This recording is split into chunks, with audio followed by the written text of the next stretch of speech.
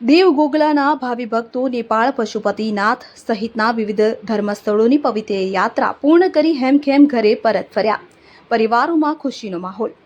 દેવ ગોગલા વિસ્તારના શ્રદ્ધાળુઓ ભારત અને નેપાળના વિવિધ સુપ્રસિદ્ધ અને પવિત્ર ધર્મસ્થળોની ભક્તિમય યાત્રા સફળતાપૂર્વક પૂર્ણ કરી શાંતિપૂર્વક પોતાના વતન ગોગલા ખાતે પરત ફર્યા છે.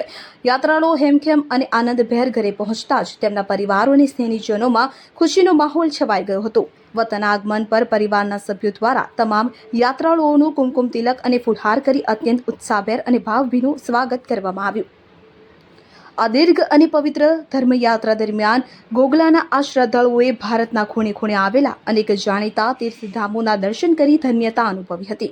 યાત્રા દરમિયાન ભક્તોએ નેપાળ ભગવાન ભોળાનાથનું પરમધામ પશુપતિનાથ, ગુજરાતની પાવન ભૂમિ કષ્ટભંજન દેવ સાળંગપુર, રાજાધિરાજ ડાકોર, જગતજનની અંબાજી, માતા બહુચરાજીનું સ્થાનક સંખલપુર અને પીપળી રામદેવ પીરધામ, મધ્યપ્રદેશ મહાકાલ નગરી ઉજ્જૈન અને સાંવરિયા સેઠ રાજસ્થાન સરહદ, ઉત્તરાખંડ અને ઉત્તર પ્રદેશ પાવન નગરી હરિદ્વાર, ભગવાન કૃષ્ણની લીલાભૂમિ ગોકુળ મથુરા અને વૃંદાવન તેમજ ત્રિવેણી સંગમ તીર્થરાજ પ્રયાગરાજ, રાજસ્થાન શ્રદ્ધાનું કેન્દ્ર બાબા મુરલીધર, ખાટુ શ્યામજી, આ તમામ પવિત્ર ધર્મસ્થળોએ ભક્તોએ પૂજા અર્ચના કરી દેવ અને સમગ્ર માનવજાતના કલ્યાણ તેમજ સુખ શાંતિ માટે પ્રાર્થના કરી હતી.